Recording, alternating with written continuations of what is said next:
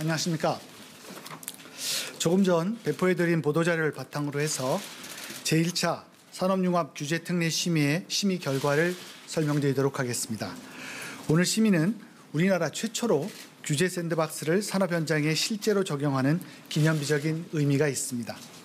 산업부는 규제 샌드박스 제도 시행 첫날인 지난 1월 17일 10건의 실증 특례와 임시 허가 신청을 접수한 바 있습니다. 이후 산업부는 규제 샌드박스에 대한 국민들의 관심을 반영해서 신청 안건들에 대한 법률 검토와 관계부처 협의, 전문위원회 검토를 신속히 진행하였고 법 시행 후 한 달 안에 첫 규제 특례를 부여하게 되었습니다. 오늘 회의에 상정된 안건은 총 4건으로 관계부처 차관과 민간 전문가들이 심도 있는 논의를 진행하였습니다. 첫 번째 안건은 도심 지역 수소 충전소 설치 신청건입니다. 현대자동차에서는 국회, 양재, 탄천, 중량, 현대 개동 사옥 등 서울 도심 5개 지역에 수소 충전소 설치를 신청하였습니다. 현행 법령상 상업지역 및 주거지역에 대한 가스 공급 시설 입지 제한, 또 3,000세제곱평방미터 이상 충전시설의 도시계획시설 지정 의무, 또 공익사업 외 목적의 국공유지 임대지 제한 등으로 인해 도심 내 충전소 설치가 불가합니다. 심의에는 이러한 규제에도 불구하고 국회, 탄천, 양재 등 3개 부지에 수소 충전소 설치 실증 특례를 부여하고 현대 개동 사옥에는 조건부 특례를 부여키로 하였습니다. 국회 부지는 상업지역 입지 제한과 도시계획시설 지정 및 국유지의 사용, 또 탄천과 양재는 도시계획시설 지정 및 공유지 이용의 유예를 받았습니다. 현대 개동 사옥은 문화재위원회 심의를 조건으로 준주거지역 내 수소 충전소 설치를 허용하였습니다. 조건을 붙인 이유는 문화재위원회 심의는 건축 인허가 절차의 한 부분으로서 규제 샌드박스의 대상이 아니라는 전문위원회의 검토 결과를 반영한 것입니다. 중랑물재생센터는 부동산 대책에 따른 공공주택 보급 예정지로 아직 주요 시설의 배치 설계가 완료되지 않아서 충전소 구축 검토 요건이 성숙되지 않았다고 판단해서 이번 특례 대상에서 제외키로 하였습니다. 다만 수소차 이용자의 편리성과 충전 인프라의 확충 필요성, 또 서울시의 주택 보급 세부 내용을 고려해서 중랑물재생센터의 수소 충전소 설치 허용 여부는 전문위원회에서 재검토키로 하였습니다.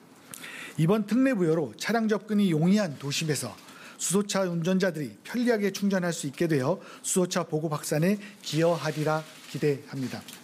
수소차 보급에 적극적인 선진국의 경우에도 프랑스 파리 에펠탑 인근의 알마광장, 또 일본 도쿄타워 등의 도심에서 수소 충전소를 설치하여 운영하고 있습니다.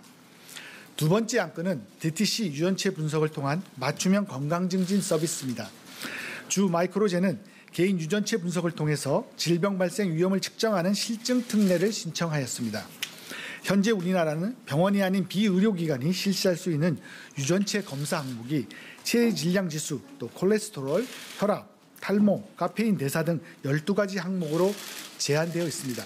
심의에는 주 마이크로젠이 12개 항목 외에 뇌졸중, 대장암, 위암, 파킨슨병 등 13개 질환에 대해 추가적으로 유전체 분석 실증 사업을 수행할 수 있도록 하였습니다. 당초 마이크로젠은 15개 항목의 질환에 대해서 실증 사업을 신청하였습니다만 유전 인자에 대한 추가 연구가 필요한 유방암과 아직 치료약이 개발되지 않은 치매는 실증의 효과를 감안하여 제외하기로 하였습니다.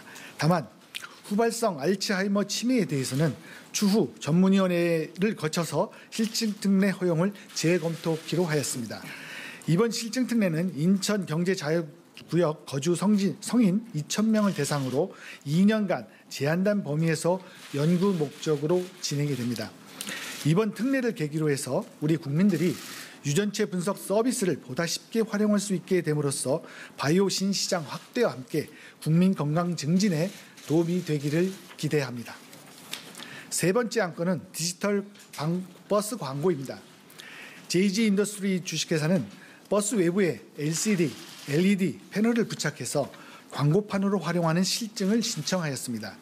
우리나라는 현행법상 버스 등 교통수단의 조명 광고가 금지되어 있으며 패널 부착 등 튜닝으로 인한 자동차 중량 증가가 허용되지 않아서 디지털 광고가 불가능한 상황입니다. 오늘 심의에서는 패널 부착에 따른 안전성 영향 검증, 또 조명 밝기와 중량 증가에 대한 상한 조건을 전제로 실증 특례를 부여하기로 하였습니다.